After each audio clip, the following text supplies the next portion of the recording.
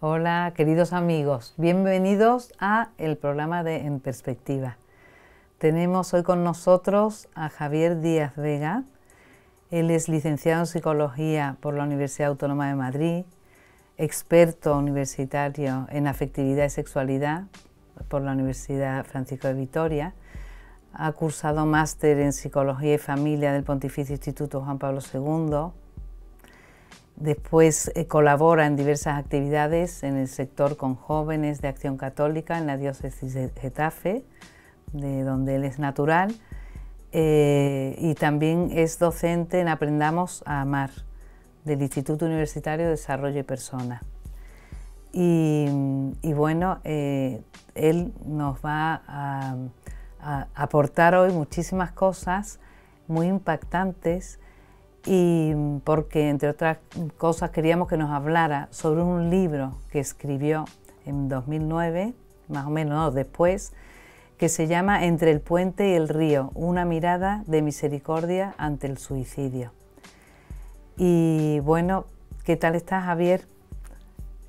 Muy bien, encantado de estar aquí con vosotros. Igualmente, nada más que he querido dar el título del libro para que tú nos acerques a esta realidad que tú has vivido, y quería que nos contaras por qué escribiste este libro. Bueno, yo escribí el libro porque había necesidad y hay necesidad. Quiero decir, yo, pues como cuento allí en el libro, soy superviviente del suicidio de mi madre. Falleció por suicidio el 16 de diciembre del año 2009. Y bueno, tras unos años de duelo, pues abrazar esa realidad tan dura, ¿no? Sí que me iba dando cuenta que el tabú, el silencio, todo el estigma que hay alrededor del suicidio, eh, pues por un lado en mí, ¿no? Yo no tenía gran problema para hablar del suicidio de mi madre, pero sí que observaba y acogía este silencio, esta dificultad para hablarlo, ¿no?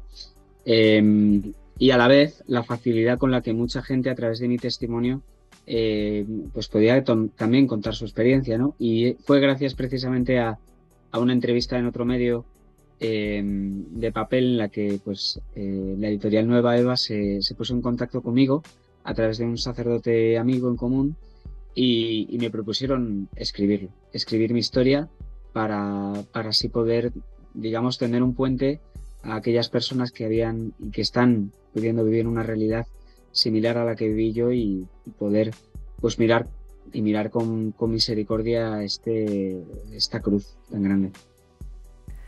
A ver, dos cosas. Primero, me imagino, te proponen esto, pero para ti sería algo muy doloroso, ¿no? Porque eso implicaría volver a ese sufrimiento que habías tenido después del suicidio de tu madre, y retomar todo eso sería muy duro. ¿No te planteaste decir, o sea, dijiste que sí del tirón a pesar de lo que eso te ocasionaría, de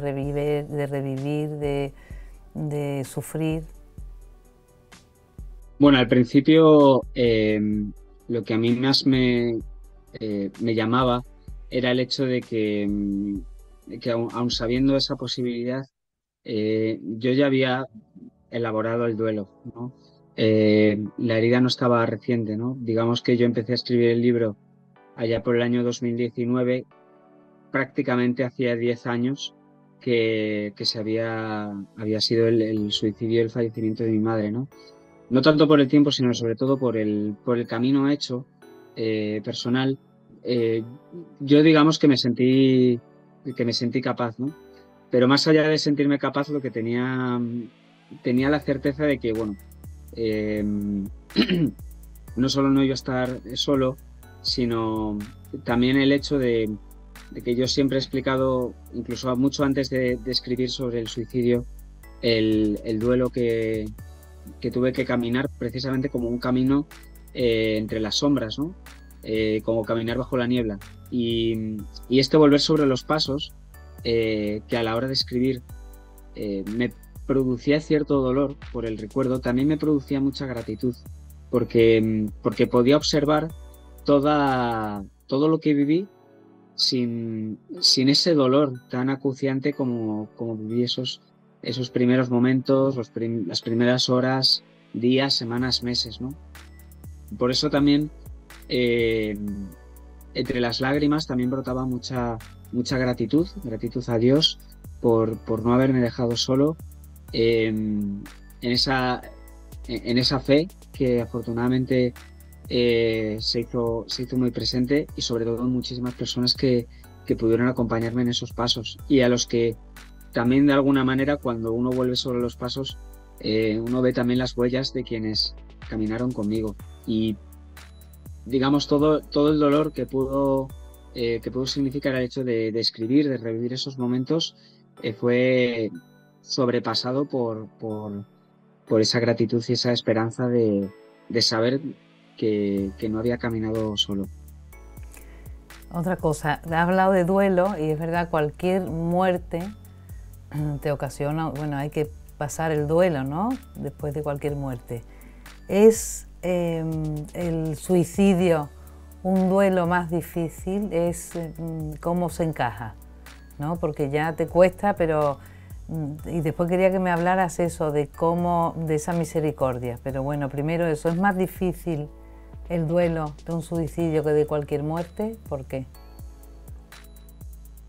Bueno, en primer lugar, sí que me gusta, intento destacar siempre que cualquier duelo no tiene, digamos, una competencia sobre los demás. Quiero decir, es verdad que existen duelos objetivamente más complicados, pero que luego la experiencia personal subjetiva no se puede clasificar, ¿no?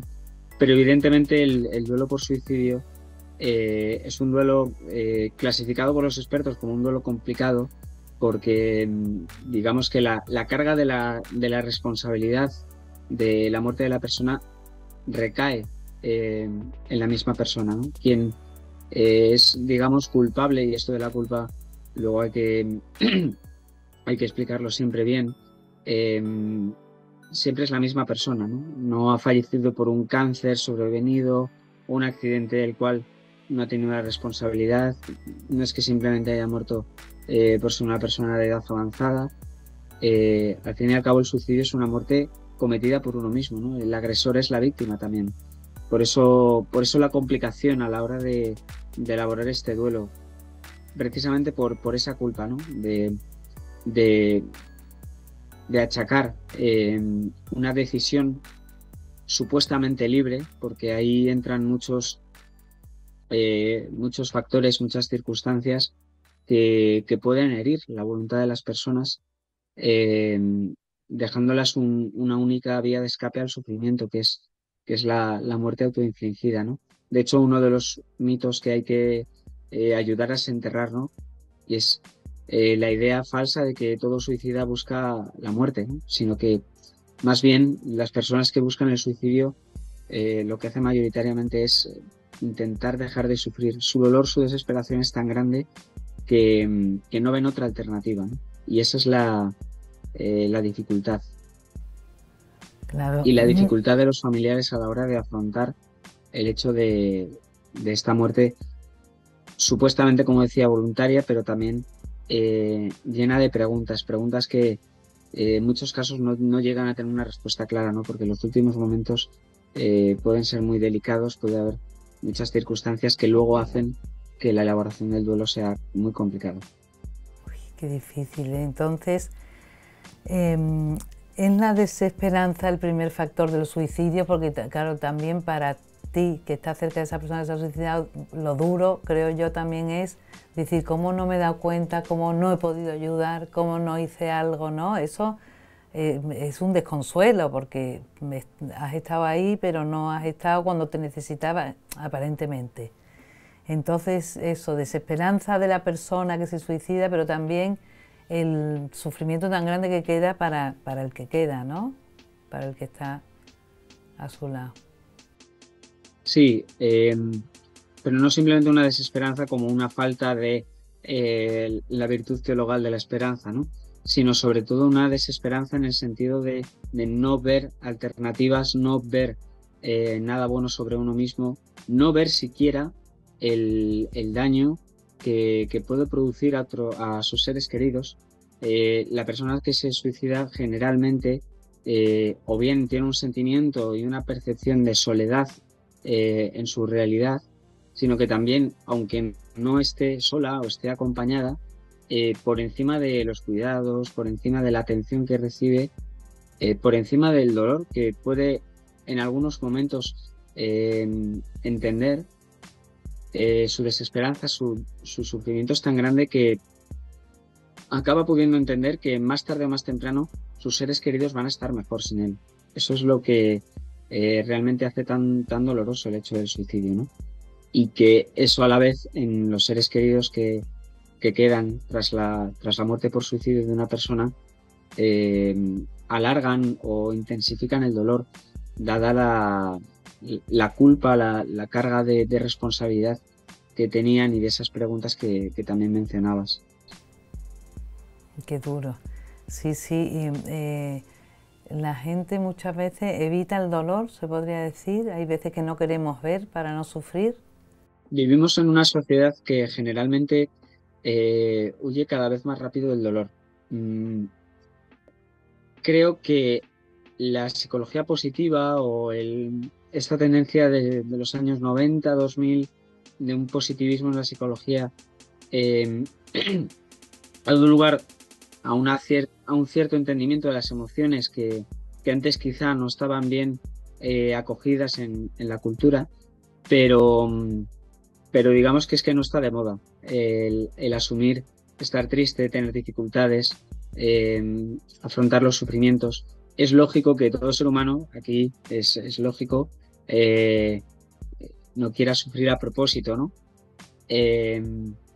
Pero digamos que ahora hay una dificultad para afrontar de forma adecuada el sufrimiento.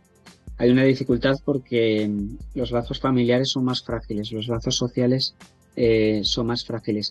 Hay una tendencia, como decía antes, a no mostrar la vulnerabilidad, o digamos, al contrario, hay una tendencia a sobreexplotar una supuesta vulnerabilidad a través de victimizaciones, ¿no? Como para generar una tensión que no resulta luego en un acompañamiento personal y en una sociedad más cohesionada, ¿no? Yo creo que lo hemos visto un poco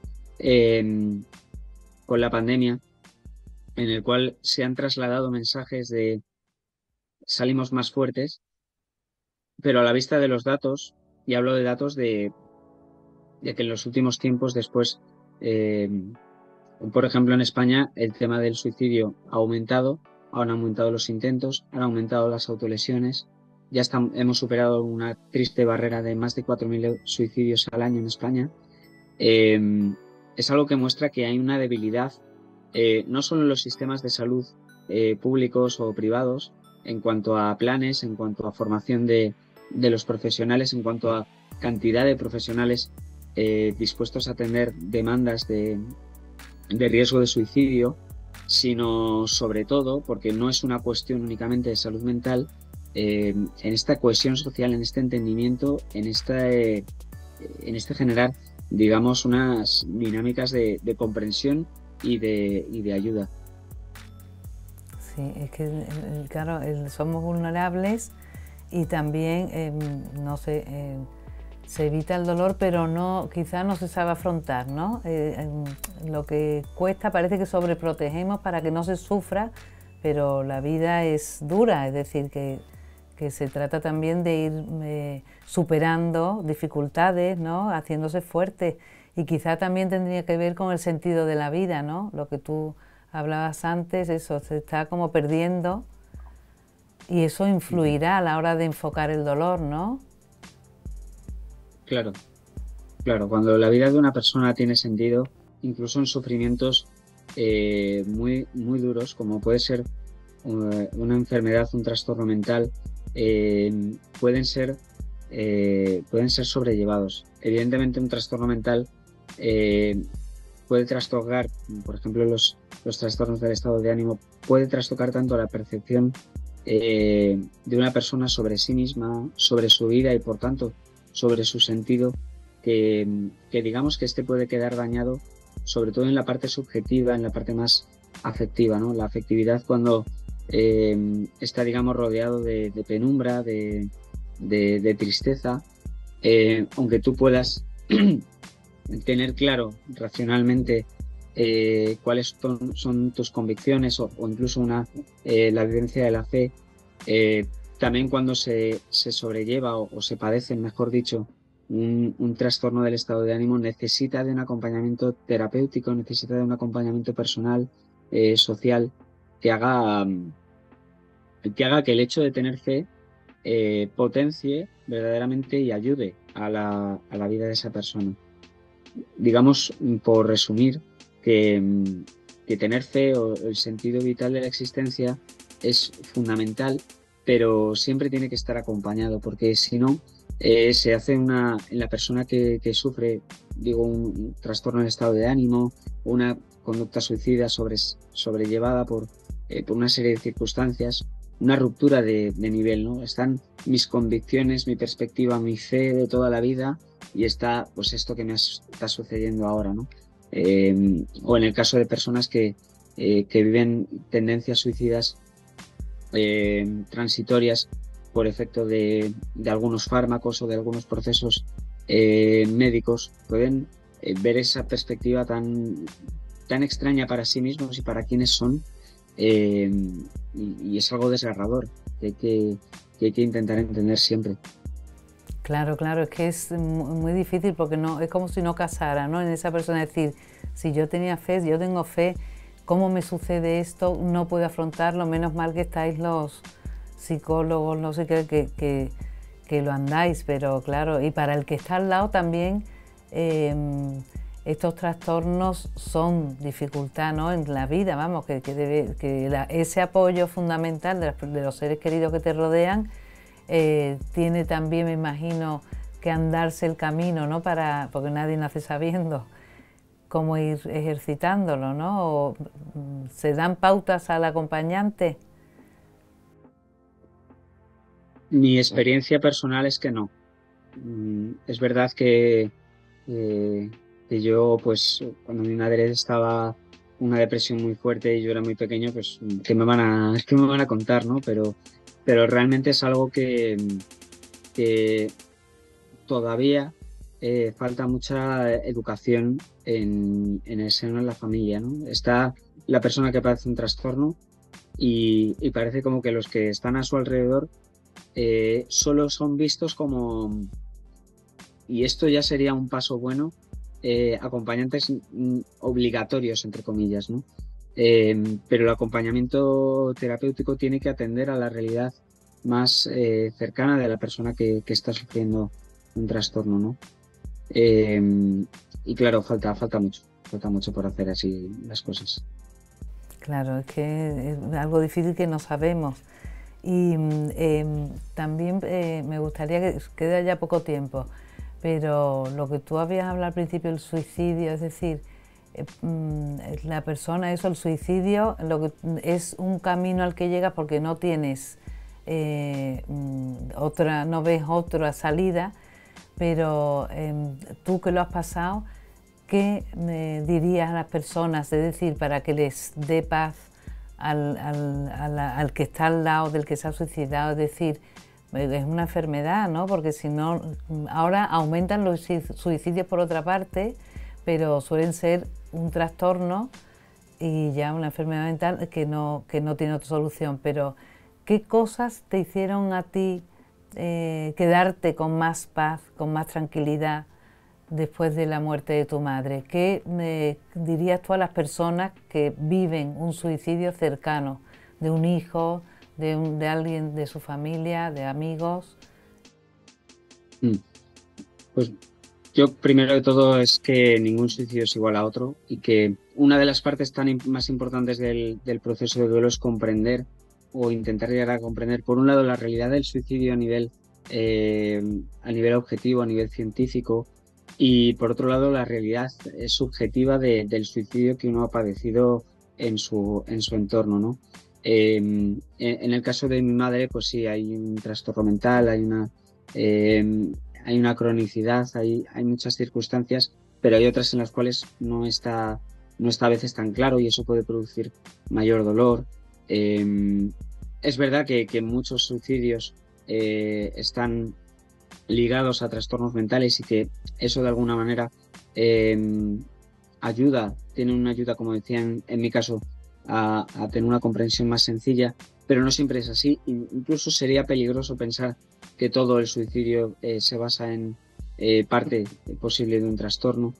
Pero no obstante, porque el mensaje siempre tiene que ser personal y no solo simplemente de palabras, sino de que necesitamos necesitamos encontrarnos, necesitamos hablar de ello. Yo creo que para mí una de las cosas que más me han ayudado a elaborar el duelo es que he podido hablar de ello, aunque muchas veces no hablaba de ello, no era... creo que en los últimos 3 años he hablado más del suicidio de mi madre que los primeros 3 años tras el suicidio de mi madre. Es verdad que el contexto es diferente por la publicación del libro y un largo etcétera, pero mi propia experiencia también ha tenido un avance y ese espacio, ese tiempo que hay que permitir al superviviente, a la persona que ha vivido el suicidio de un ser querido, es fundamental. La escucha, la acogida sin juicios, porque precisamente la culpa provoca que estas preguntas de las que hablábamos antes, de qué hice yo para evitarlo o qué no hice, son muy dolorosas, son muy dolorosas. Por eso es importante poder acoger a la persona con esos sentimientos sin simplemente taparlos o anularlos, sino poder recoger a que la persona permita que esos sentimientos pasen por el corazón y con ese dolor inevitable también llegan a una comprensión, y la comprensión a la que tenemos que llegar sobre el suicidio es que no es culpa de nadie, y en la mayoría de los casos ni siquiera de la persona que comete el suicidio. Existen muchas dificultades para la comprensión, muchas ideas erróneas que hay que, como decía antes, los mitos que hay que derribar, pero para los supervivientes una idea a derribar es que por más que lo hubiésemos sabido, ya no es posible evitarlo y simplemente no fue posible. Por tanto, más allá de la culpa hay que alcanzar ese perdón hacia la persona que se ha podido suicidar y que a veces provoca en los supervivientes una sensación de ira, de rabia, de rencor, y un perdón hacia uno mismo por si hubo un momento en el que pudo haber actuado de otra manera, o por si simplemente falló, porque somos humanos. Desde luego, la mayoría, por no decir todos los que hemos vivido el suicidio de un ser querido, tenemos que tener presente y vivir y sobrevivir con la certeza de que si lo hubiéramos sabido, habríamos hecho las cosas de distinto modo, pero no podíamos estar encima de la persona y no podíamos controlarlo todo el rato. Vivir el suicidio de un ser querido es también afrontar la libertad, el misterio de la libertad, en este caso del suicidio, una libertad muchas veces herida por las circunstancias, por los sufrimientos internos, incluso por, como decíamos, trastornos mentales, pero es un drama el hecho de poder no haber evitado algo. Sin embargo, pues también hacer un camino de sanación y afrontamiento del duelo puede ser significativo para otras personas, y de eso yo puedo dar también testimonio, ¿no? de que gracias al libro pues muchas personas han podido elaborar su propio duelo, y digamos que las personas que atravesamos dificultades, si somos sanados y si podemos sobrellevarlo bien, incluso podemos acompañar a otros, ¿no? Por eso son tan importantes las experiencias de grupos de duelo en las cuales las personas se pueden comprender, se pueden ayudar mutuamente. Eso te iba a preguntar también, si existen equipos de profesionales para asistir a duelos de suicidio en España. Sí, existen. Existen en algunos centros de orientación familiar ligados a a las diócesis. Existe el Centro de Atención Integral a la Familia de la Universidad Francisco de Vitoria. Existe el Centro de Escucha San Camilo, que además ofrece formación para el abordaje del duelo, del duelo en general. Existen fuera de ámbito eclesiástico también muchos grupos y muchas plataformas de ayuda a la prevención del suicidio y también a la elaboración del duelo, ¿no? Cuando ya el suicidio ha sucedido, poder encontrar en muchas partes de España diversos lugares donde poder acogerse, ¿no?